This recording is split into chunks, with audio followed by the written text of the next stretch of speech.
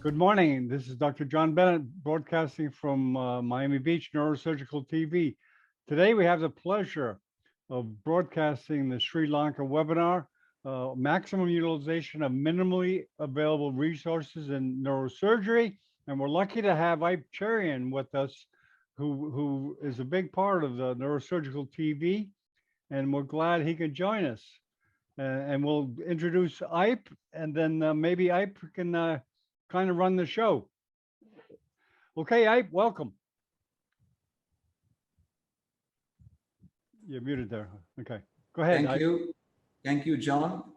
Is Binzu here? I'm sorry? Binzu is here? Binzu? Not yet, not yet, not yet. Okay, right. I guess we can start off with the talk. Surat, please carry on. Start off with the talk. Let us hear. Right. So you okay. see, for the first 14 years, I was in Nepal, and I know kind of what you're talking about. And we did the same things there in Nepal for the first few years. And I'm very glad that you're going to talk on that. So all the best. Thank you very much. Over to your talk. Can you see my back? Can you see my screen, John? Perfect. All right. Okay. So good afternoon or good morning, depending on where you are. So first of all, thank you very much, Professor Cherian, for joining the webcast. So I'm sure that many experts like him would have accepted my invitation. And I'm privileged to discuss with him the topic today, so maximum utilization of resources in neurosurgery. So first, let me introduce a little bit of about the topic briefly, because last webinar also I showed you how as a developing country, neurosurgeons from a developing country struggle every day with the very limited resources which are available to them, and especially when you are in a periphery or when you are in a less developed neurosurgical center inside, within a developing country, and especially when it is hit by a pandemic like COVID, so you get a double blow. So it's a daily struggle for you with all these limited resources and sometimes lack of resources. So we all know that. So wherever you are, whether you are in USA, UK, India, Sri Lanka, the people have similar expectations. So what they want, they expect some kind of a standardization of the neurosurgical service rendered to them. So in Sri Lanka also, wherever they are, whether it's in Colombo, in Ratnapura or Batiklo, Jaffna, they expect the same. But the problem is, as you know, in our part of the world, in countries like Sri Lanka, developing countries, so sometimes, even though the expectations are great, we won't be able to achieve the same kind of service at the same time due to these limited resources. And sometimes because of the asymmetric distribution of the resources, it's being a bit of a struggle for neurosurgeons like us every day. So for example, if I were to tell you my situation, I'm just having one medical officer who is not trained, and I'm the rest of the two doctors are just release house officers, just have finished their internship, so they don't know about neurosurgery much.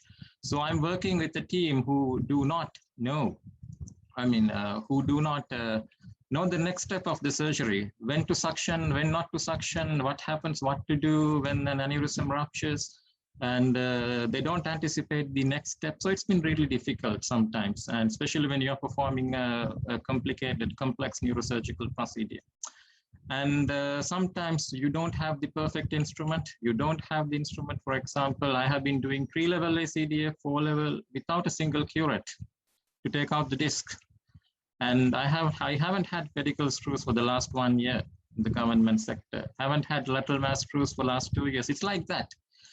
No aneurysm clips available most of the times, no EVD catheters, no cranioplasty measures, not even the bone cement sometimes. But that's not an excuse for us to transfer all my patients to a different center where the facilities are, or to save the patients that I don't have the facility. So that's what I can do. I mean, I can't do much. It's not the way. If that is the case, then I would have only done the VP shunts, the burr halls for chronic SDH, and some, SDH and ADH. That's all. But that should not be the way. So we should make the immense effort to somehow utilize the available resources up to the maximum and provide at least a standardized care for our patients. So that's my whole intention. Not anything else. So today also we are showing you how we tackle these challenges every day. So it's not just neurosurgery we just have to concentrate on, as most of the other surgeons in the other parts of the world. It's not just the neurosurgery, it's the facilities, the lack of facilities, and you have to be careful in each step what you have got and what you haven't got, what you are going to do if something happens, and also people's attitudes as well. So it's not easy, it's really difficult. So I'll show you. So first of all, I will discuss a few cases of CISTERNOSTOMY I have done as an honor to Professor Cherian. So these are the cases of CISTERNOSTOMY. I have been doing CISTERNOSTOMY for the last 1 year. And these are few cases of young patients who presented with a very low GCS, especially the motor component of less than 3. And I have heard that, and Professor Cherian saying that when the motor component is less than 3, like 2 or 1, the value of CISTERNOSTOMY is sometimes questioned. So that's why I need his opinion. That's why I have selected these cases. And see, so this is the first case. So it's a 23 years old road traffic accident, again a motorcycle accident. So on admission, GCS was 4. And tracheostomy on post-op day 2. I must say this because in my hospital, even though it's a teaching hospital, we have only 2 ICUs with a bed capacity of 5 or 6 maximum. And usually we send patients to A&E ICU, but it has been taken over for the COVID patients. No, we are having just 1 ICU, 5-6 beds for the whole hospital with 70 consultants. So you can imagine that obviously we can't keep our patients with head injury intubated for more than 2-3 days. So that's obvious. So we had to do tracheostomy, early tracheostomy, sometimes ultra early tracheostomy for these head injury patients. So this is the CT he presented with. You can see it's a diffuse injury with subarachnoid blood.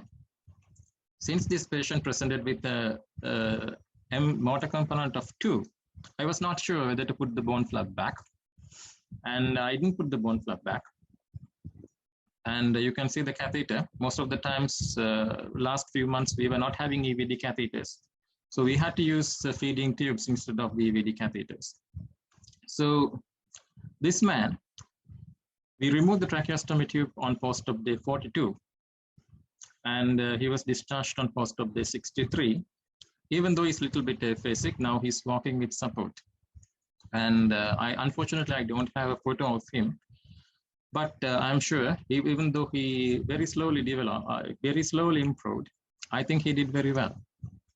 And another case, 16 years of age, fallen from 10 feet height, very unfortunate. GCS 3 on admission, M1, right side pupil, fixed and dilated. And this is the CT he presented with. I did not want to do any intervention on this patient because I felt that this patient would not make any improvement. But that was a very unfortunate incident, and he was trying to pluck some fruits in the afternoon around 6 p.m. In his grandmother's funeral, and the parents were mourning and crying and asking me at least to do something to save his life. I said, see, GCS of 3, and this is the CT I got. So this is the CT findings. Pupils dilated. So do you want me to make a person with in the vegetative state? And then they said, yes, doesn't matter. Go ahead, please save him. So I explained all the, possibilities and the poor prognosis. And I went ahead and I did the right-sided CISTERNOSTOMY. You can see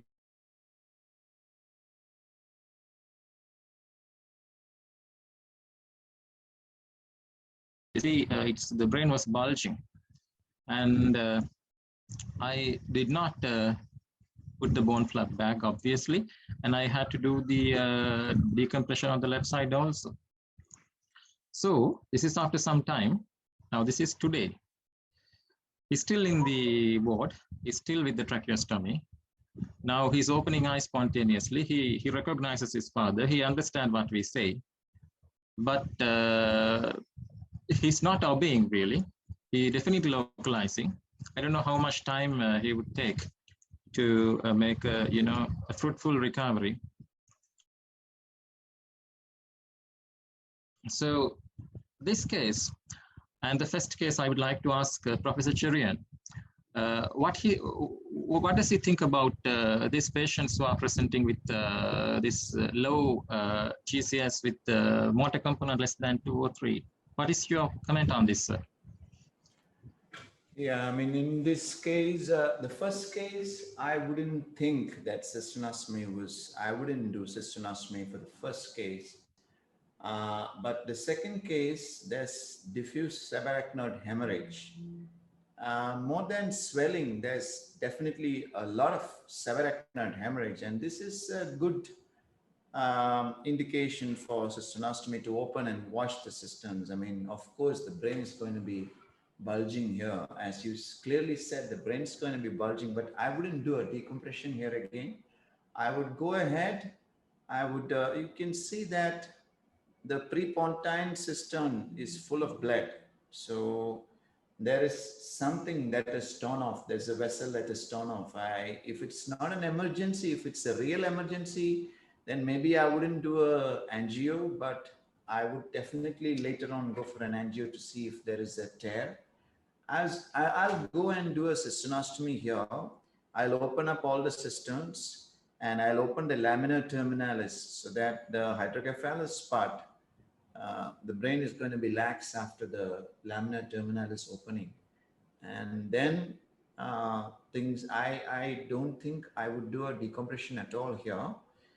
But then I understand that, in our journey of CISTERNOSTOMY, it has been a long time. It's over 1,500 cases. I can't obviously equate our experience with your experience at that level.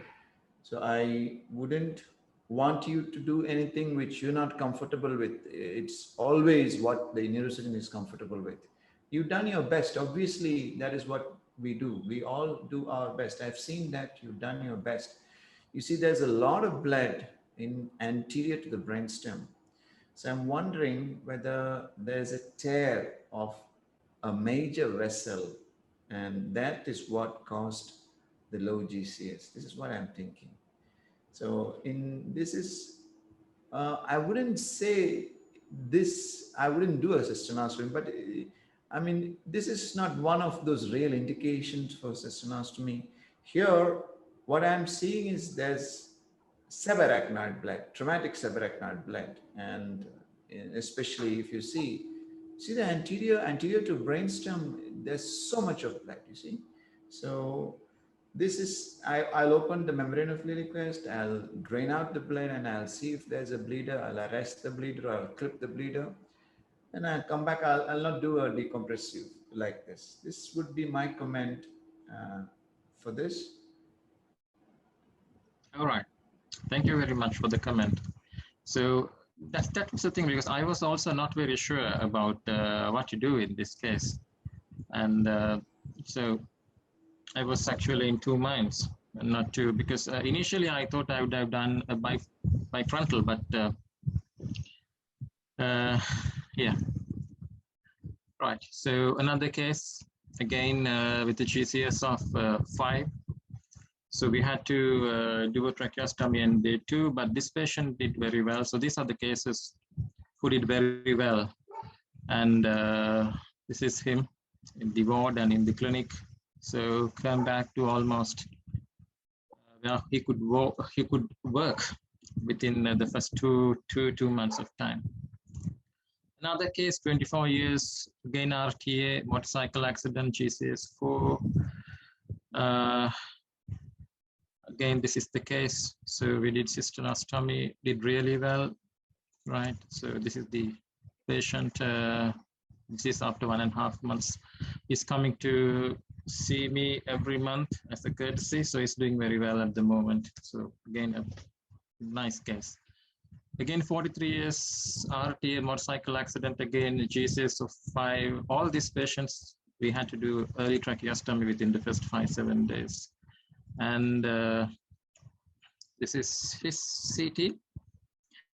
Right, so what about this, Professor? So would you do a CISTERNOSTOMY on these cases, diffuse axonal injury cases?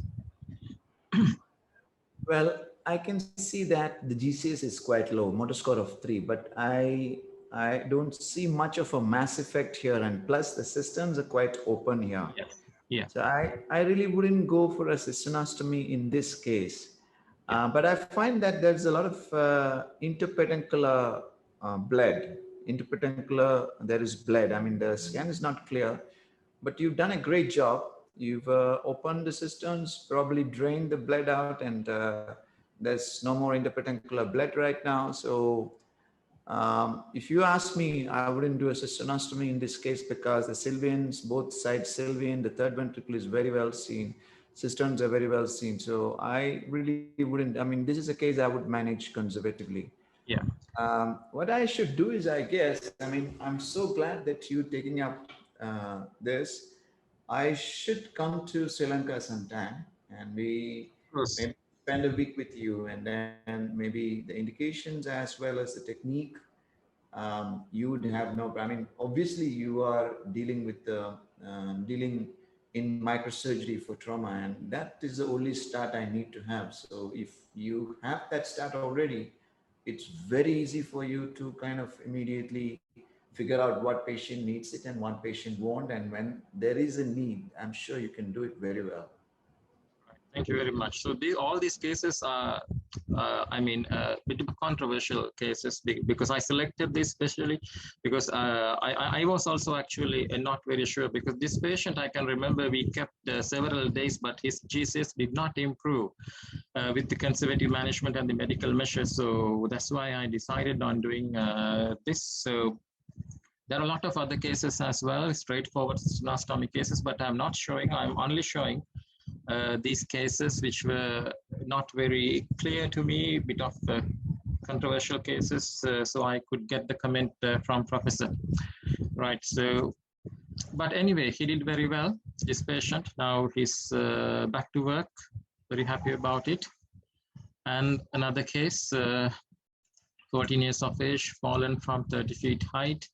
This is a very bad case, so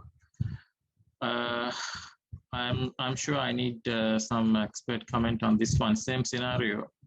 I didn't want to do anything on this patient. So GCS of 3. Again, same thing as the previous patient. 14 years of age, and parents were very upset with what happened to this patient, and they wanted something to be done. But yeah. So what about this case, Professor? Do you have any comments on this one?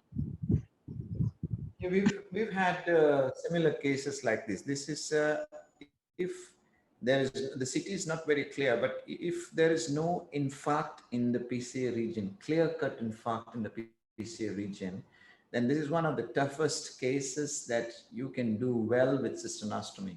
So if it's a PCA, if the PCA infarct is established, then there's not much of a point doing CISTERNOSTOMY. But if the PCA infarct, if there is no PCA infarct, then I'd go for a CISTERNOSTOMY and go for a large flap and a CISTERNOSTOMY. And after cisternal opening, then I'm sure, you know, these kind of cases do very well. once you're done with your presentation, maybe I can share my screen and I can show you a few cases where we have done these kind of cases. We've done very, very bad, tight brains. We've done, and then the results also you can see. Right. So I would be very, did you do anything for this patient? you're asking me, sir? Yeah. Did you ask? Oh, excellent. You did this for this case? Yeah. So I don't have an immediate Excellent. follow-up. So this is after some time, but maybe more than 1 month. So they have lost the previous CTs. So this is the patient. So this is 1.5 months back. Show me the first scan. Show me the pre-op.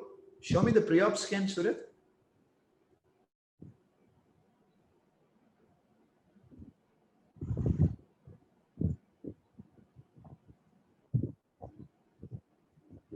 The pre-op scan, show me can you show me the, oh, wow. And that's a fantastic result. Beautiful, beautiful result. I can say that now probably I may not need to come to Sri Lanka. You're pretty good now.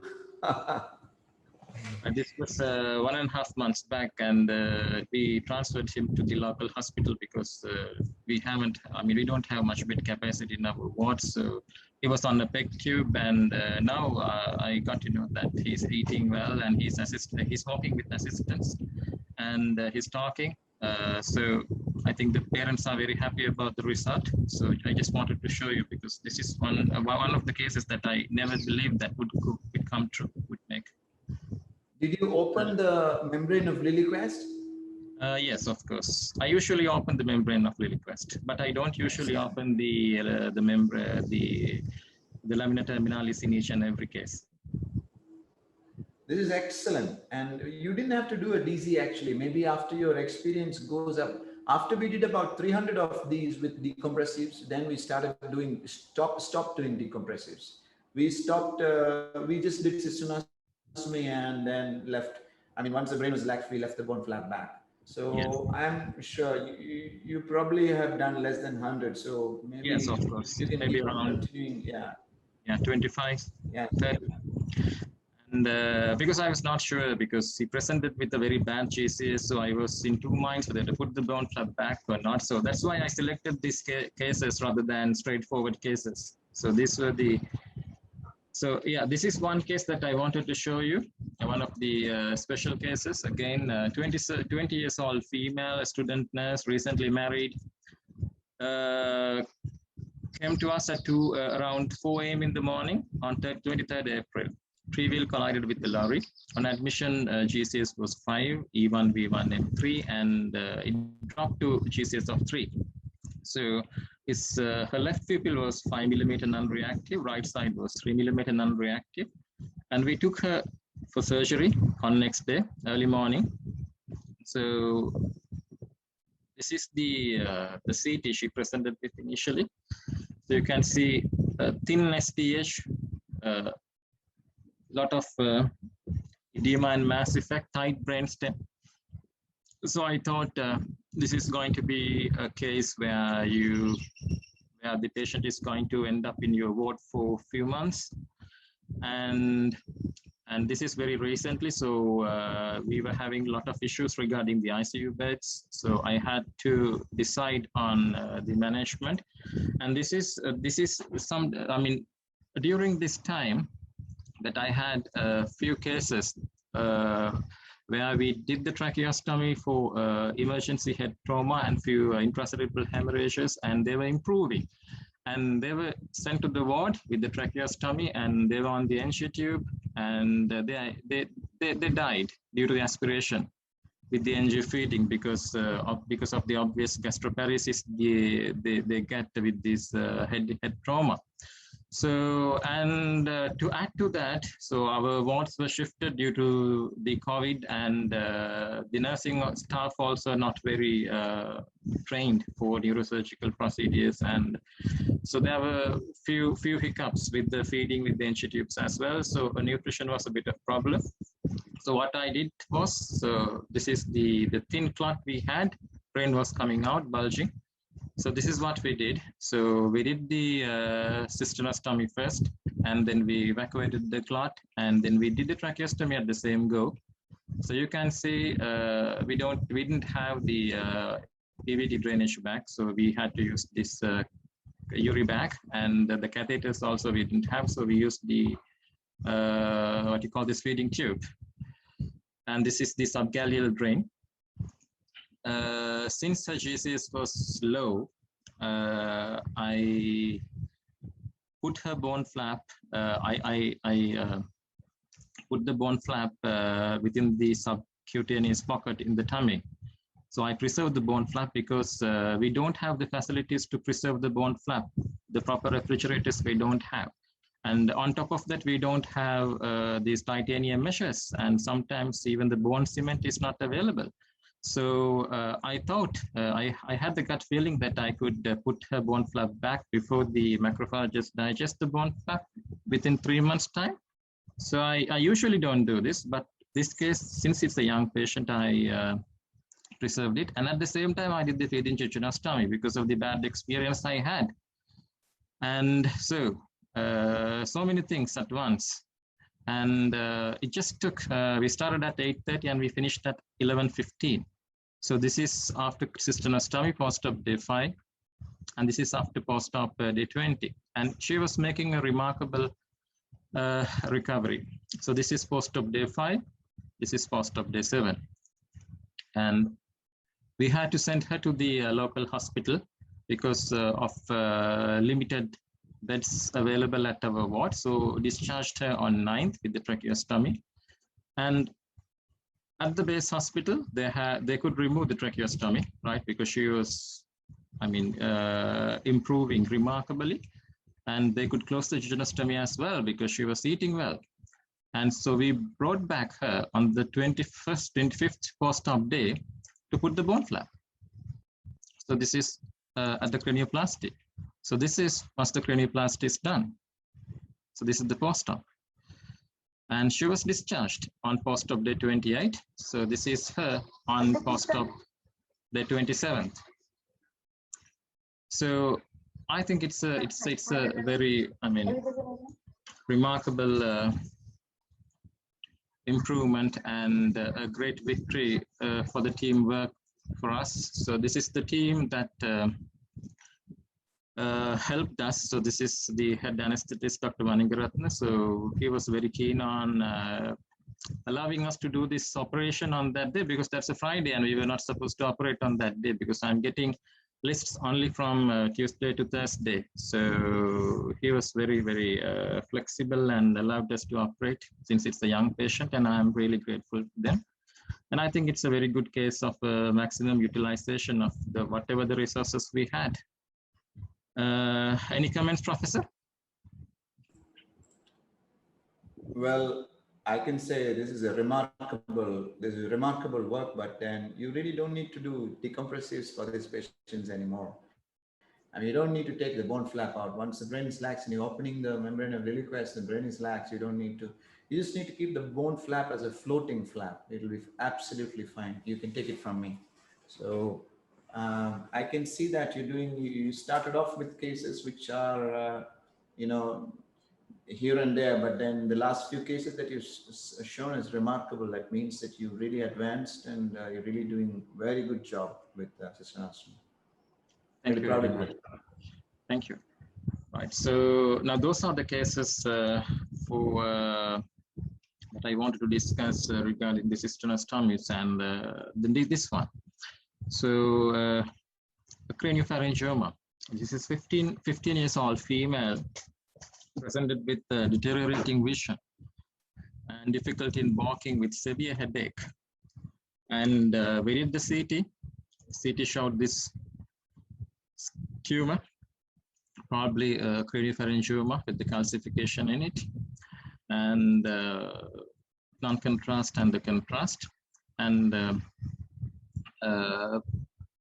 we explained the mother that she's got a tumor, she's got a lump in the brain which needs to come out. And she was not very happy to go for surgery. And so we had to buy some time initially by doing a VP shunt. So she was happy for a VP shunt, but she was not happy to go for the surgery because of the fear of complications. And we did the VP shunt initially, and her symptoms were getting improved a little bit. And then we asked the mother whether she's happy. And she said she's happy to go ahead with the surgery at this hospital, at my center, because it's a hometown. And they were Tamil, so they were not understanding the Sinhalese, which is the major language in Sri Lanka. So they didn't want to go to another center even for an MRI. Unfortunately, in my center, MRI is not available. So usually what we do, we send these patients for MRI to a different center. But since she was not willing, and I had to make a decision whether to operate without the MRI or, any other options. So this is the problem that we encounter most of the times with these patients, because they don't understand the seriousness or the depth of the problem. So most of them are ignorant about the disease. So it's very difficult for us to convince them. So it's not only neurosurgery that you have to battle here, that you have to battle with the people's attitudes as well. You have to battle with their misbeliefs as well. So in these type of situations, I would really like to ask the expert opinion from Professor. Professor Sherian, so can I ask your opinion on these type of situations? What would you do? What is your opinion? Are you going to do operate on these patients without an MRI, or what do you recommend before I go ahead with the rest of the story? I mean, if there's no MRI, then you don't have an MRI. It's as simple as that. But one thing in craniopharyngiomas that you must be careful is the calcifications in the hypothalamic region. You should not pull that out. And you pull that out, it will be a good picture, but then the patient, you can destroy this patient when you really don't need to. So what we do for these kind of cases when there's calcification, right now, over the last 14 years, we've done quite a lot of craniopharyngiomas. Right now, I've decided, I understood that there's no point being really aggressive with cranios. Whatever comes out. So my technique is zero traction, no roll, complete decompression technique, which means I go to the last bit without really pulling on anything. I go to the last bit and decompress, keep on decompressing till I find the thin capsule, and try and decompress the capsule, try and take off the capsule without really pulling it. So this is what gives the best functional result. And if you need, you can radiate it always or put an Omaya. So, but if you try and pull, and the plane that you're pulling, there may be a little bit of bleeding, you may get away with it most of the time, but then sometimes you may destroy these patients in an endocrinological fashion.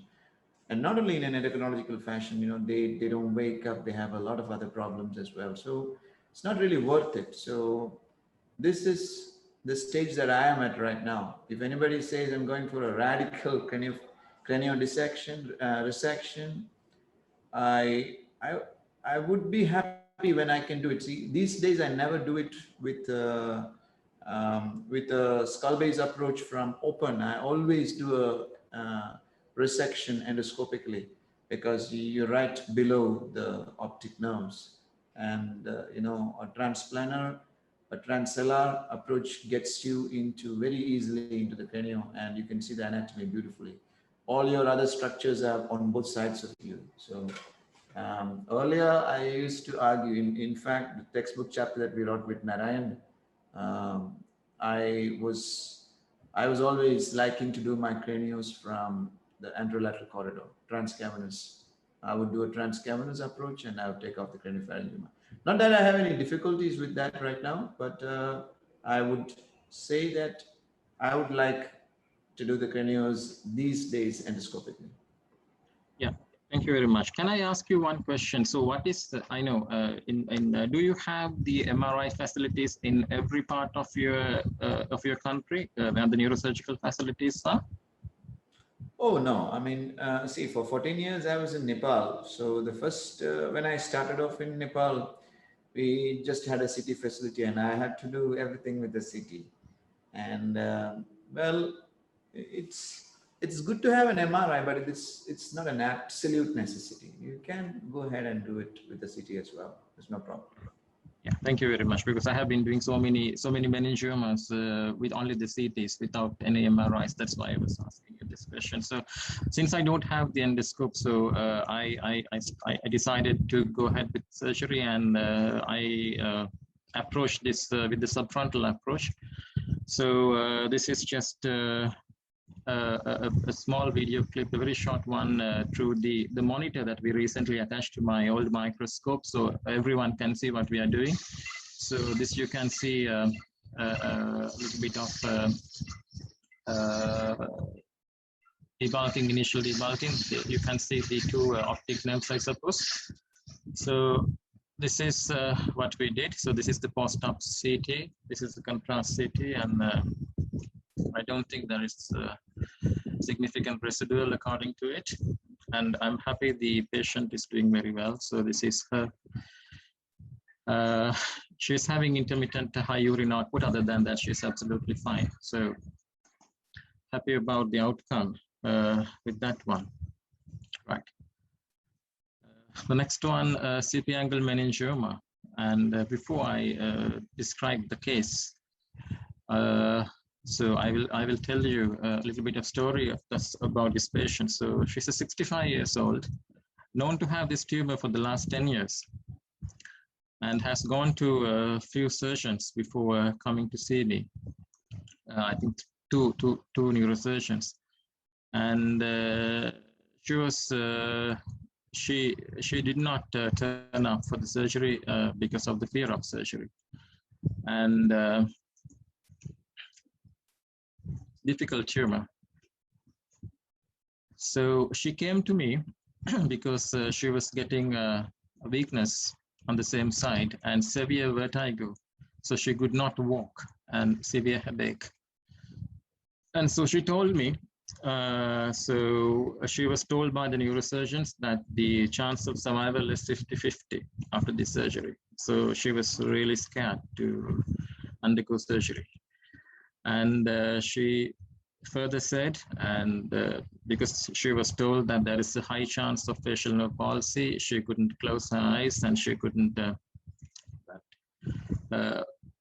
face get deformed, deviated to one side. So she didn't want that to happen. So she was not happy. And she came to me, and then I explained her these are the benefits versus risks, and these are the percentages of the complications. Then she said, so doctor, you are saying that you're telling me that I don't have 50% chance of death. How do you say that? Because the two surgeons who explained to her before looks very experienced and older than me. So see, you looks a young one. So how can you say that there is no more than 50%, less than 50% chance of me dying after this surgery? So then, I mean, I had to explain her in detail, and regarding the benefits and the risks and everything. And anyway, she didn't come back to me after, for another 2 months. And then after 2 months, she came back to me saying, doctor, I'm happy to go ahead with surgery. Then I asked why. Then she said, see, there is this patient who had a brain tumor, and someone has told that there's a 50% chance of dying. She's a neighbor of that patient, and now you had operated on her, and now she's doing very well. She's walking and she didn't die. So I'm happy, and I want to go ahead with surgery. So that type of, that type of mentality these patients are having. So most of the time when they say a young neurosurgeon, most of the people, not only people, even your colleagues, they would think that They don't know anything. They don't know much. They don't have much experience. And see, so the type of attitude. So I have seen that quite often in my country. So I think the experience not only comes with this, it comes with the amount of work you do and the attitude and how you analyze your cases, analyze your steps, how you learn from your steps, each and every steps. And so it might take maybe 30 surgeries for one individual, maybe 50 for another, maybe 100 for another. So it's individualized thing. Right, anyway, so that's how our patients think most of the time. So they don't have much faith in you. So it's a really difficult thing. So this was a very tough case to me. And I would like to ask the professor, so what are your comments and how would you approach this case? Yes, so this is a CP angle meningioma. Yes. It's extending all the way posteriorly. So I would do a retrosig and go about, again, the same principle. No traction, complete decompression. I'm not going to look for the facial nerve or any other nerve for that matter. I'm going to go into the tumor, decompress every single bit of the tumor. And once I'm done with the tumor, if there's something that I cannot decompress with the accuser, I'm going to crush it with a tumor holding forceps or a disc forceps. I'm just going to keep crushing it, and crush it so that express the tumor out of the stroma. So without any pulling, absolutely no pulling. And you can do that and you decompress everywhere, all around the tumor. And then I'm going to get into that part where it's involving the tent. And you may need to coagulate and cut that part and take it out. And I believe we can take it out completely without a facial involvement, actually. We just recently had, 2 weeks back, we had a case very similar. And I hope if one of my boys, they are seeing this, I hope they should show up the scans. We could preserve the facial nerve without much of an issue. We left a little bit of tumor on the facial nerve, lining the facial nerve, but we could preserve the facial nerve without much problems. Thank you very much for the comment. So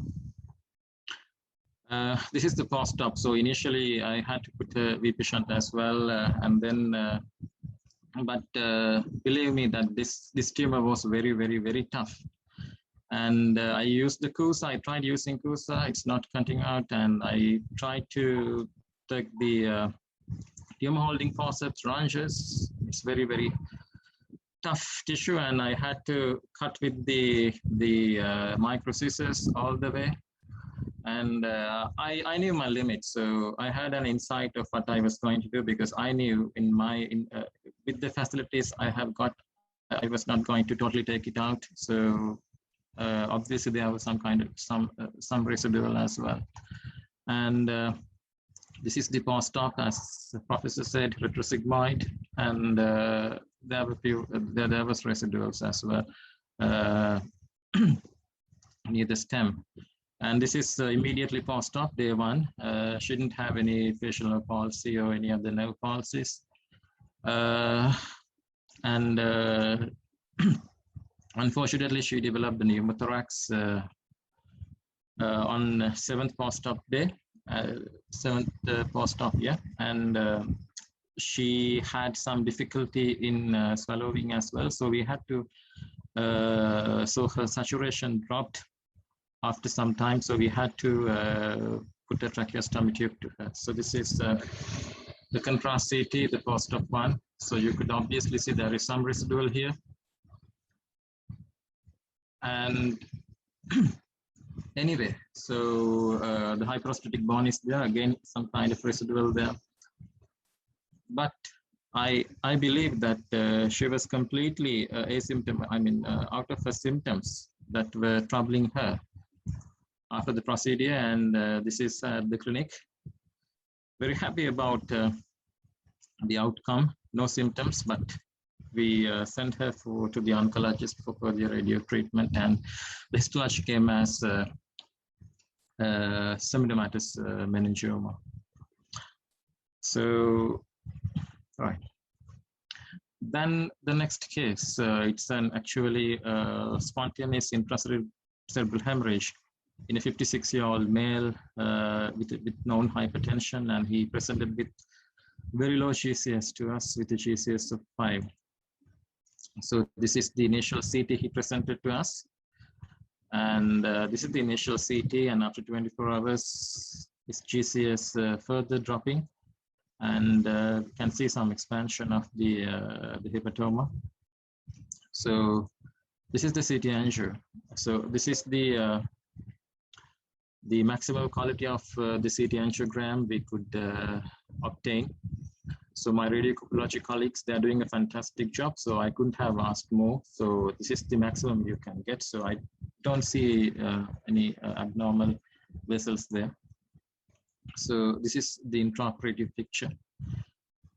And as I expected, even though there was no AVM, I found vascular malformation there. And this is the immediate post-op. This is post-op day 1. And this is after 2 weeks. And this is the patient. So he was doing very well. And we discharged him after 2 weeks of the surgery, although we had to put him on a tracheostomy because we had to take him to the ward prematurely. So that was a good outcome, and the histology said that there is an arteriovenous malformation as well for the confirmation, just for the confirmation.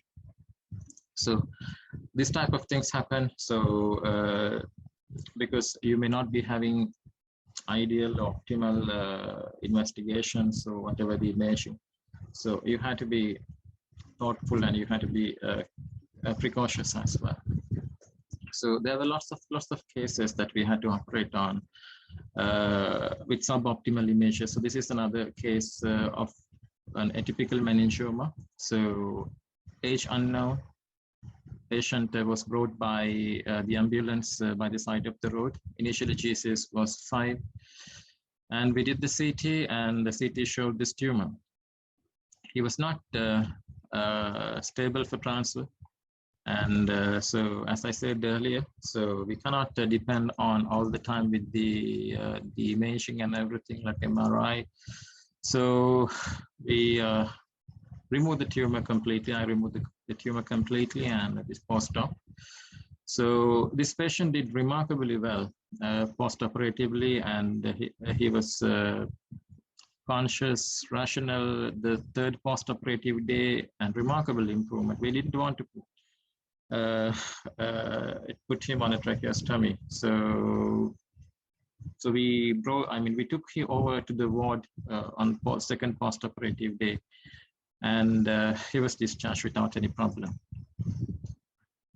Right, so those are the cases, the cranial cases I wanted to show you. So I think we are trying our best to provide the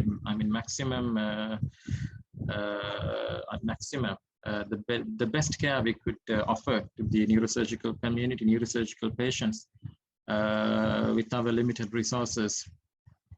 Right. And do you have any comments, Professor, on this type of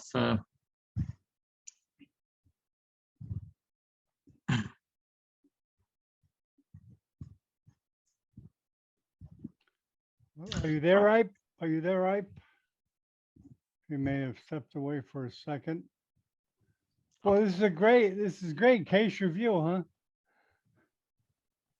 Sorry? This is great case review with an expert on CISTERNOSTOmy. Thanks, John. Is Professor Su available now? Professor Bin Su, is he there? No, he's not here. I guess he must have got tied up. But this is probably a good time to ask the other panelists if there's any comments. Emmanuel, do you have any comments, or does anyone else have any comments? Yeah, because I'm going to do some spine cases next, that's why. Okay, Emmanuel has a question, I think, or a comment. Yeah. first, I like the case presentation, and something important is about the how we can achieve some. It's an open question, like how we can achieve the manage of some complex cases when we don't have all the equipment, like for example, like microscope for some cases. What do you think is your solution? Because not all the place you can have the microscope, for example, what you can do. And for example, and this is a question for Professor Ibe also, you think it's possible make cystonostomy with loops? I haven't tried actually. I haven't tried, Emmanuel. I don't know because I depend a lot on the microscope, and I have been using that since our residency program. So I have been using this microscope for years and years. So that's the problem I'm having at the moment, because the microscope I am having at my center now these days is not focusing. It's very difficult to work with that. So I mean, you can't do surgeries in depth. For example, patient, when you think about a colloid cyst, when you approach with the transcallosal approach, so it's very difficult because it's not focusing up to that depth. So I'm having a lot of difficulties. So I'm not really sure how you could do these cases like cystonostomy and the other cases without the microscope.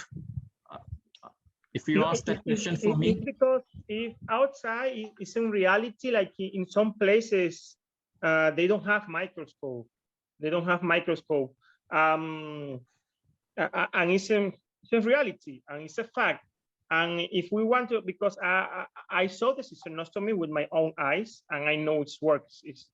It's a very good outcome. Yeah. But if I have a case, for example, in the near future, and I don't have microscope in that center, it's something like I have this question: like, is it possible to do it?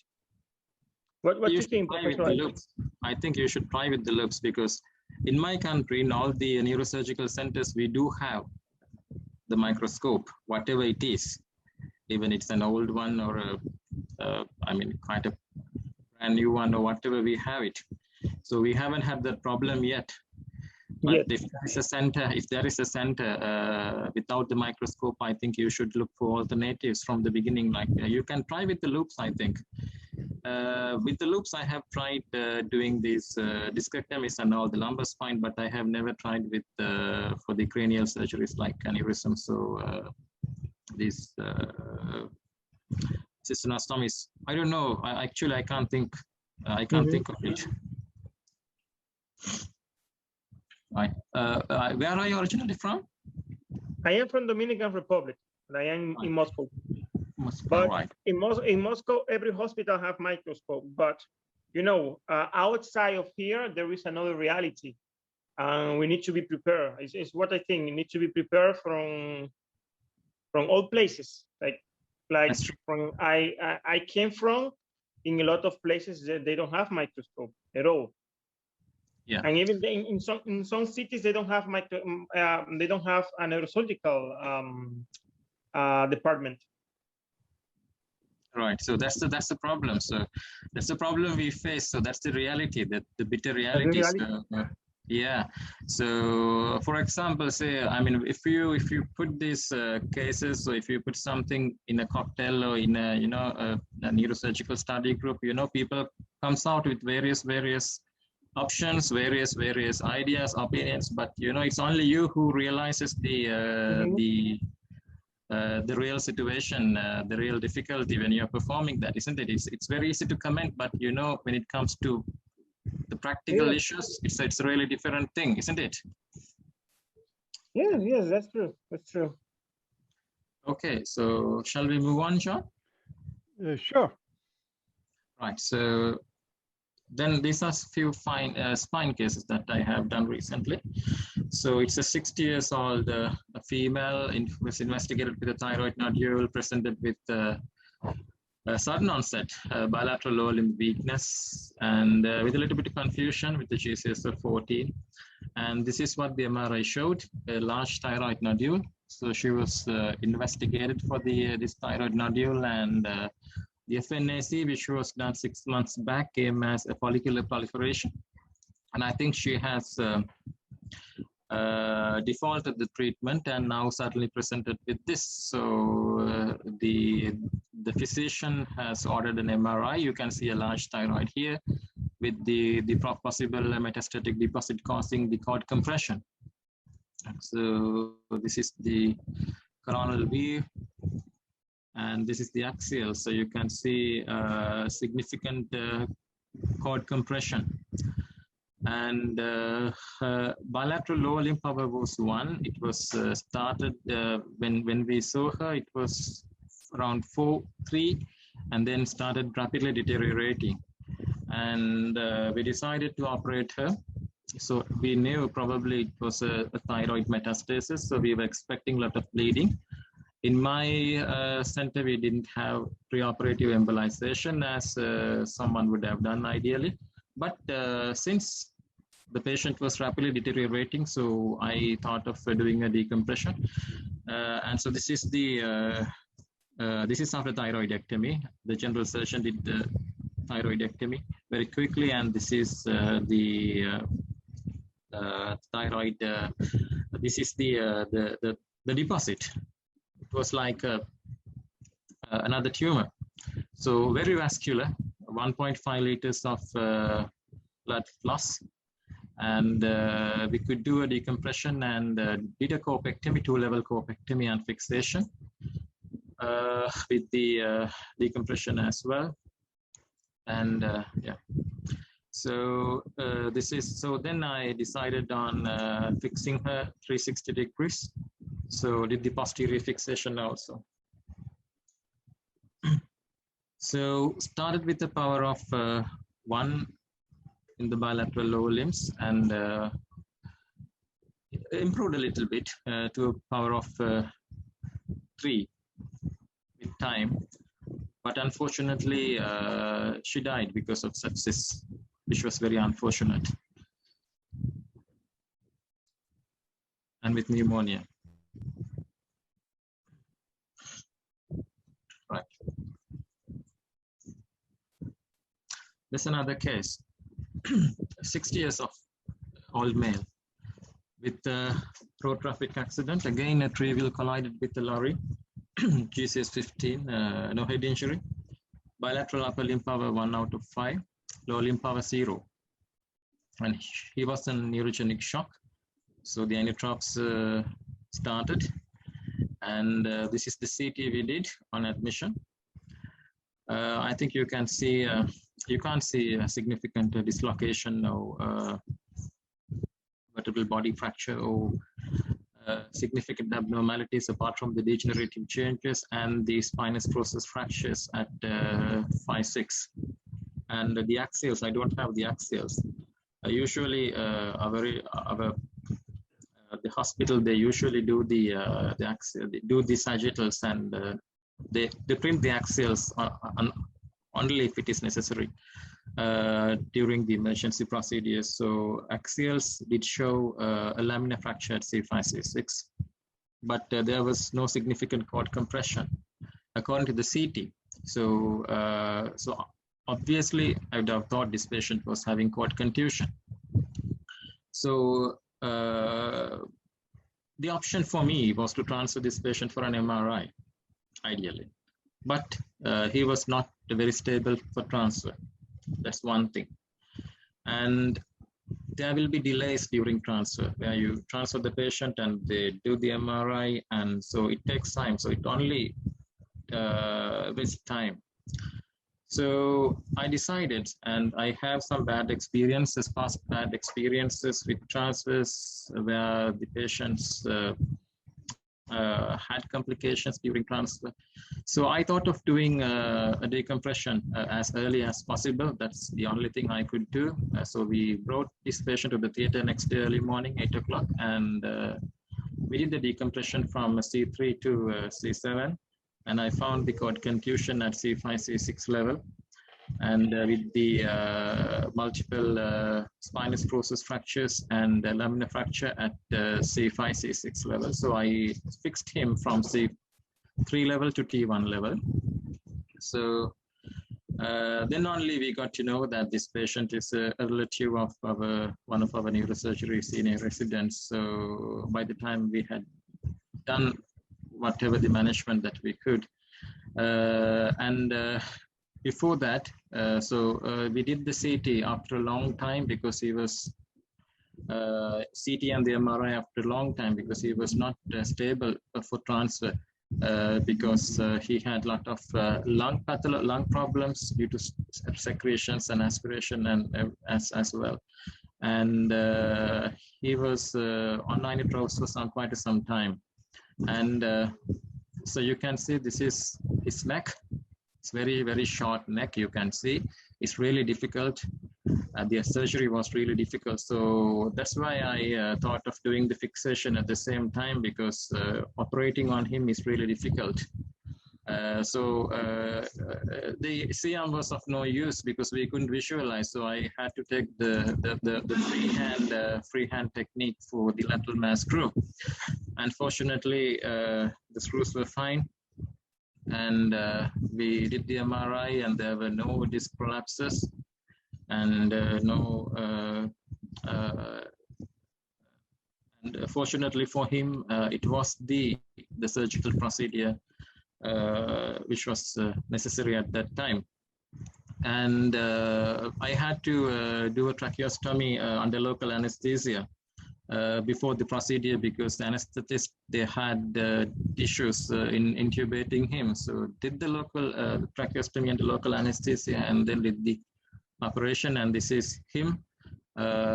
His upper limb power is improved. Now it's something around 3, 4, and lower limb power is somewhere around 3.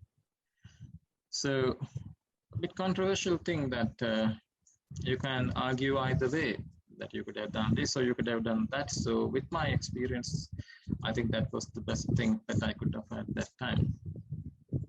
Is Professor Sherian there? I'm sorry, I think he. I'm here, but I'm not, Yes. I'm not very good with spine, so maybe you should not be asking about spine, actually. That's right. I'm That's here, right. I'm Okay, watching. sure. Right, and another case I just want to show you because this patient, a young patient, young lady, 34 years, female, and she was treated for bilateral lower limb numbness for a few months, and suddenly presented with acute onset back pain and bilateral lower limb weakness and urinary retention.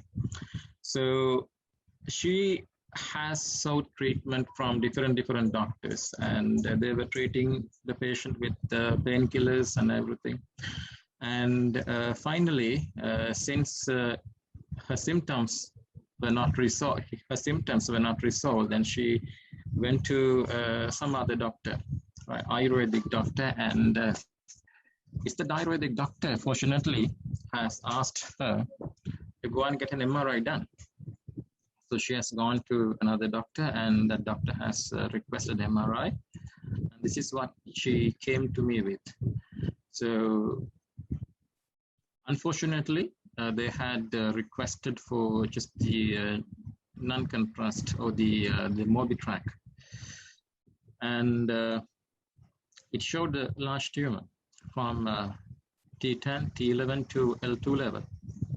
And I noticed that this patient was presenting with cornus medullary syndrome, and they have suggested the contrast studies, but she presented with rapidly deteriorating power with cornus medullary syndrome, and issues regarding the transport as well, because the country is under lockdown.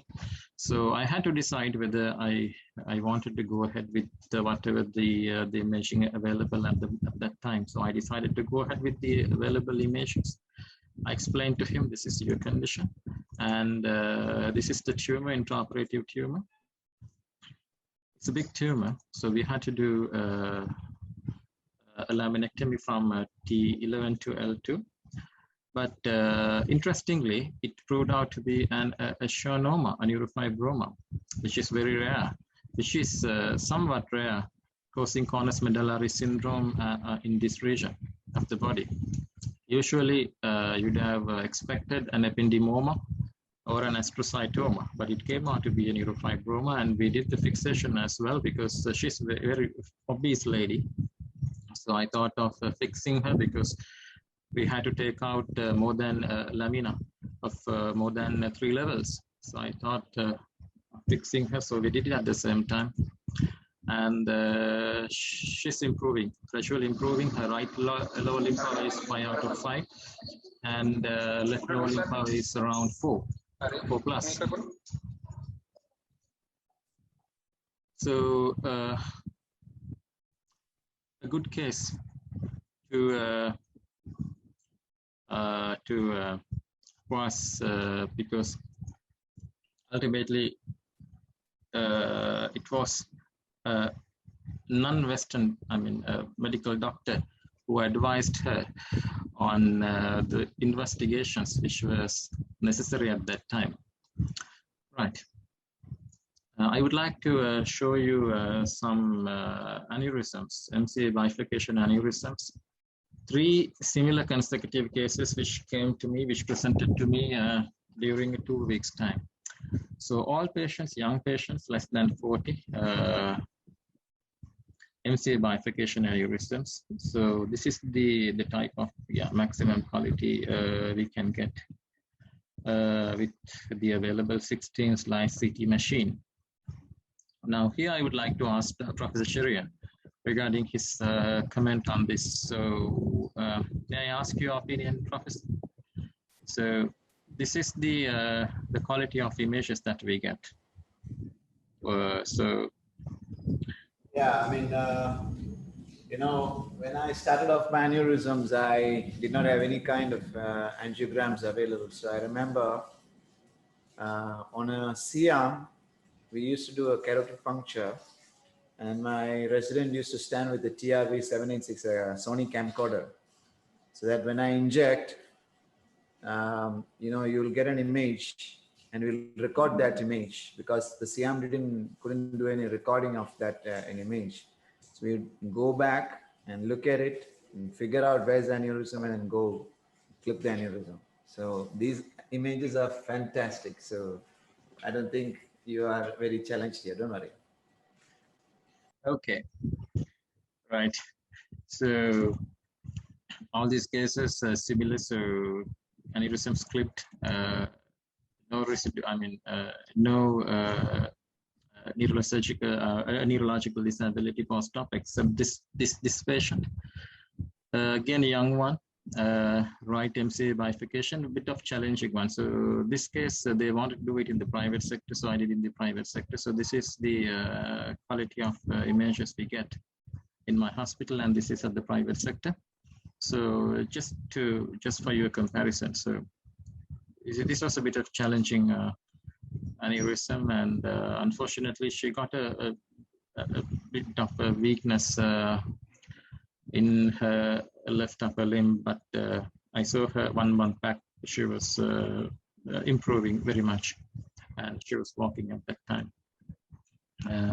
This is another case, similar case with MCA bifurcation aneurysm, so no problem in that. So they did very well. And just to show you the type of the retractors we are having, can see it's not very deep, the retractors. And especially when it comes to operating on fat, obese patients, it was really difficult. And especially when you are fixing the patients, it was a major problem, but that's how the life goes. So you had to accept the challenge, and you had to take maximum use of out of what you have got. So all these cases, you can see a complete cord transection. So all these long lengthening constructs we had to do with this, and you can see it's nicely reduced here. Unfortunately, this patient we lost again because of aspiration. So that's why I don't have much faith on this nutrition in patients with head injury, severe head injury, and sometimes cervical spine injury. So all these instrumentation, few good ones and few bad ones with this type of retractors we are having. So I just wanted to show you that. So I think that's the end of my talk. And thank you very much for concentrating on this. So I'm immensely grateful to Professor Ipcherian again for connecting with us and providing his valuable opinion in my webinar. Thank you very much, sir. Okay. I hope to visit you sometime once the condition settles down. You're very welcome. You're very welcome. Thank you. That was interesting. It was different than I expected. It was a fantastic presentation. A case review. Reminds me Case of review. what I was, yeah, reminds me of what I was doing in Nepal 14 years back, and I'm sure he will do very well. And you've done some really remarkable work, very, very remarkable work. Proud of you. Thank you. Excellent. Very, very good. Okay, Manuel, any comments or anybody else from the panel? Andre, Baronov, any comments? Just thank you so much for the speech. And as we spoke, it's something we need to check it out with the CISTERNOSTOMY, try with loops to be prepared in the case when we get and we don't have a microscope. I don't know, Professor Cherian, if you hear, I asked about the possibility to make CISTERNOSTOMY with the loops, because no, in all the places we have the access to the microscope.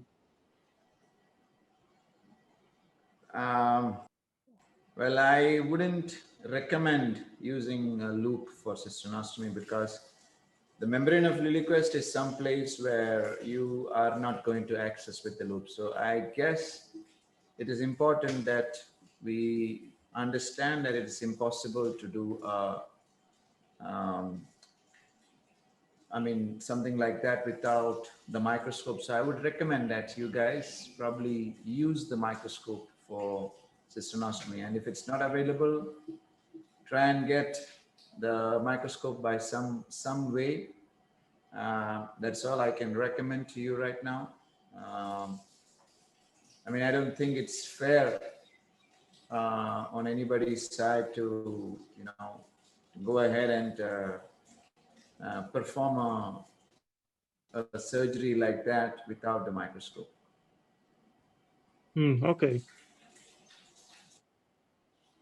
Okay, anybody else in the panel have a comment or something they want to say? Okay. Well, Sarath, you want to talk to Ipe about that idea that you had about comparing first world treatment to third world treatment on the same webinar? Yeah, actually, initially we thought of comparing, actually what I wanted is to get some comments on these type of procedures, because it's now 2021 and I'm quite sure that Professor Cherian has had difficult times in his life, and with all these limited resources. He's from similar area, from Nepal, India. We all have these type of these situations with very minimal facilities. But if you compare it to with someone with from a first world country like US, UK, so definitely there will be different thoughts and different comments, because that's why I just wanted to compare with someone who is an expert on this field, because we operate, for example, say we do operate without the MRIs, we do operate with suboptimal angiograms, but if something, I mean, as far as the things are fine, everything is fine, but if something goes wrong, if something happens, then people can point out fingers and they can ask anytime. So, you know, why did you do that? Why did you do this without this, optimum ideal images? So why did you deviate from the ideal management? It's very easy to complain. It's very easy to criticize, but you know, doing that, performing is very difficult. And especially for people like us, young neurosurgeons, when we start doing something, there will be so many commands. So some people might think that this patient, this person is doing something odd, something different. So they might be trying to become popular or something like that. So many, you know, misconceptions, beliefs. So always you have to be on your safe side. You should be able to justify whatever you do if something goes wrong. So legal aspect is there, everything is there. So that's why I just wanted to compare it and get the expert opinion. So that's why I wanted to discuss these cases. So it would be really helpful if we could connect someone from the first world as well. So then we can share our experiences and knowledge as well. So, Professor, I would like to ask just one question before we wind up. Professor Cherian, so what is your comment on that one? Comment on that aspect, as I said. I didn't get your question, Suraj.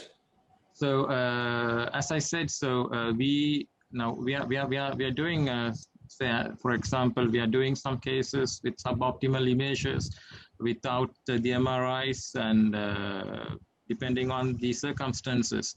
So as far as you are good, as far as everything goes fine, so there's no problem. But what if something goes wrong? You know, people can tell various things. So why didn't you do that? Why did you do this? Why did you do that? You could have done this, that, isn't it? What is your comment on that?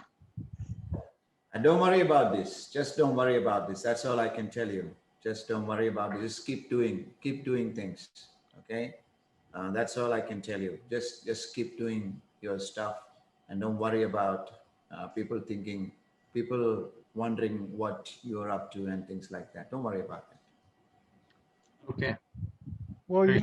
you know, Sarath, the way I interpret it is you kind of want to get like a U.S. Neurosurgeon given a problem and how he would handle it with his facilities compared to a third world with the same problem. What would he do? Right? That's right. Okay, well, I'll try to get a U.S. neurosurgeon to do that.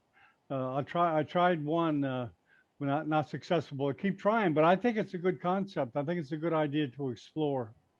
So, okay, we'll work on that. And thank you very much, Ike, for coming out in your busy day. And thank you, Sarath. We look forward to doing a lot more webinars. You're welcome, John. Okay, thank you.